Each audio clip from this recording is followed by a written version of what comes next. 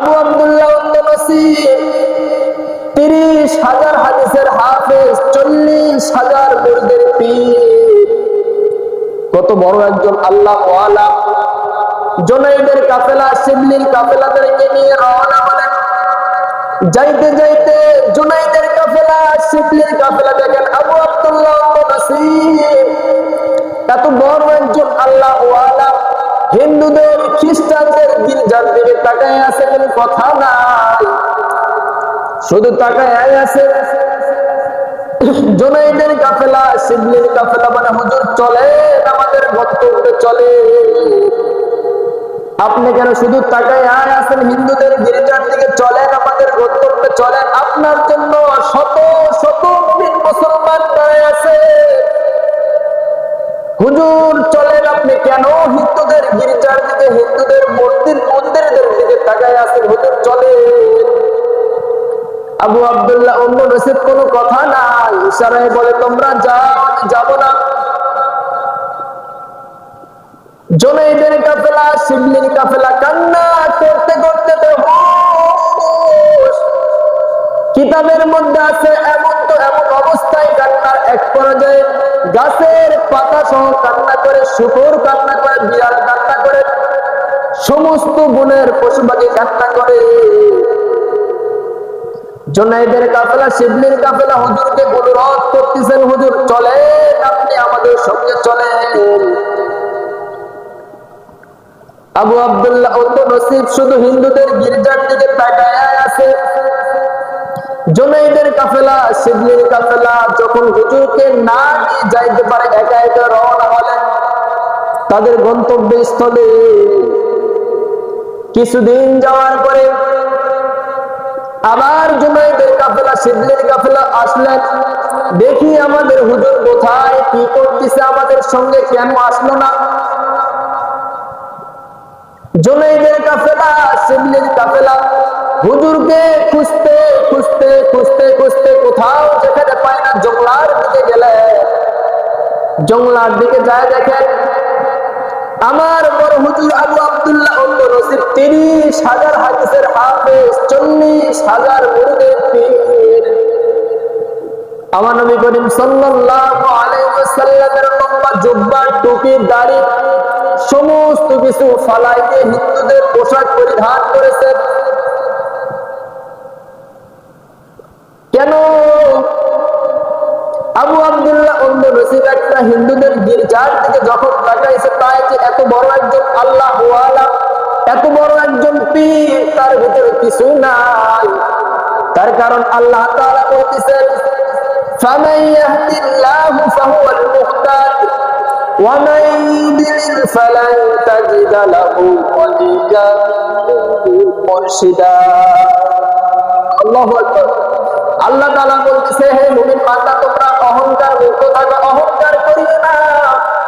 অহংকার আমার গায়ের চাদর, যেই ব্যক্তি আমার গায়ের চাদর ধরে টানা হেঁচড়া করবে ওই ব্যক্তি পার পাবে না।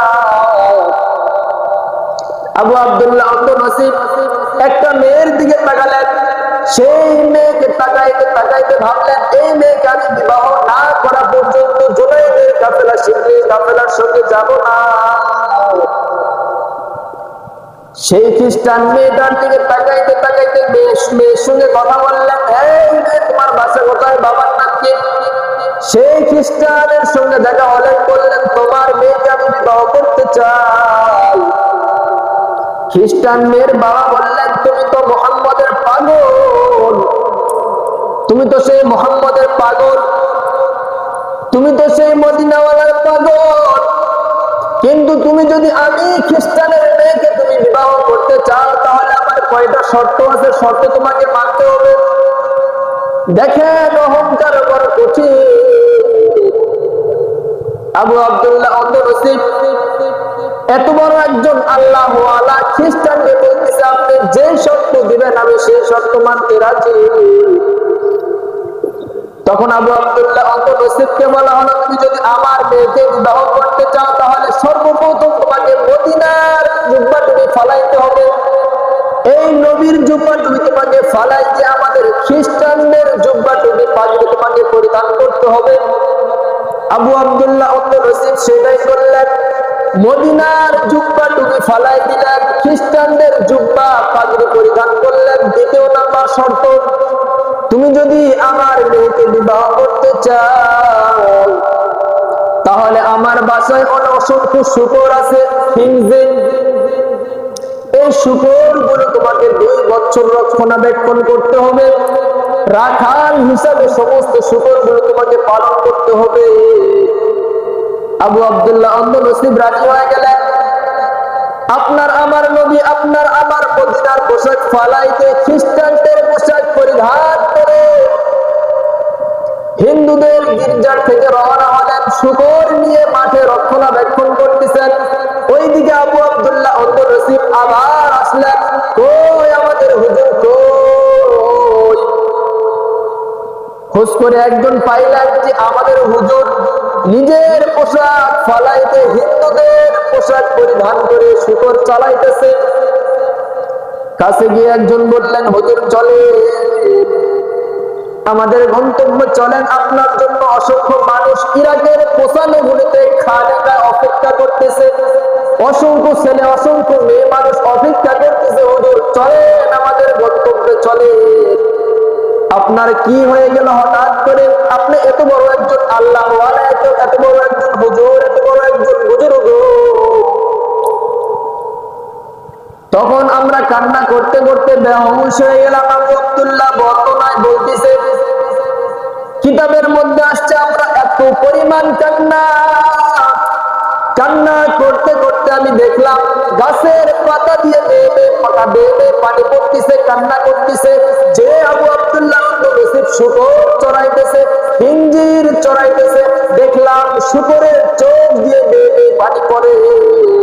তবু আবু আব্দুল্লাহ অন্য নসিবের মনটা নরম হয় না। কেন? কান্না করতে করতে আব্দুল্লাহ চলে গেলাম। আবু আব্দুল্লাহ অন্য নসিব এখনো শূকর চলায়। যাইতে যাইতে পিছন দিক দিয়ে আমাদের পীর সাহেব ডাক দিলেন, কই আবু আব্দুল্লাহ অন্য নসিব দাঁড়াও।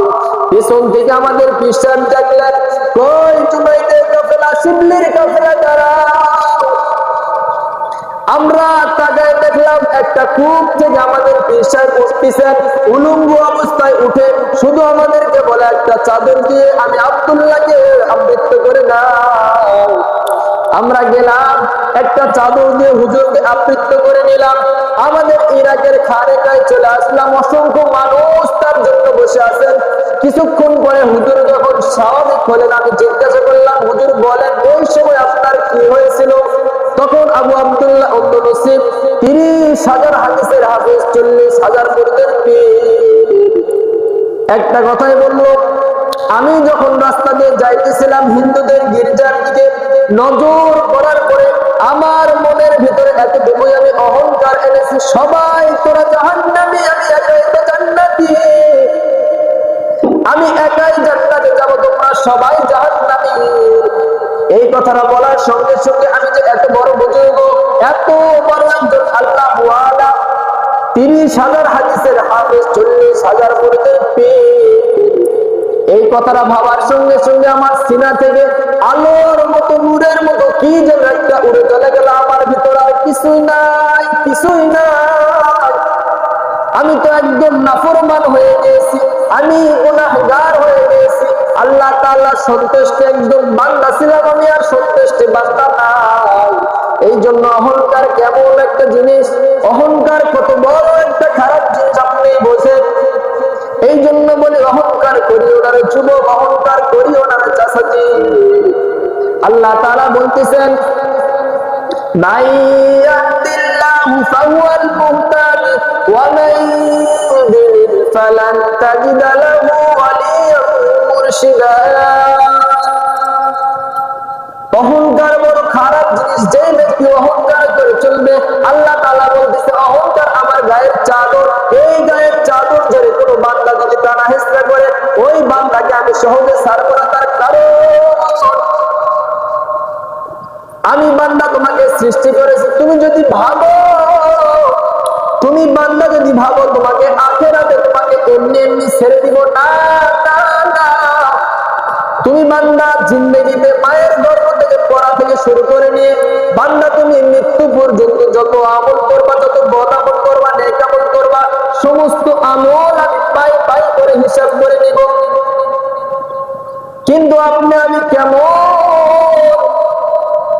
আপনি আমি 60-70 বছর 80 বছরের জিন্দেগিতে কোনো মরার ভয় নাই। আল্লাহ তাআলা বলতেছেন ওয়াল আসরি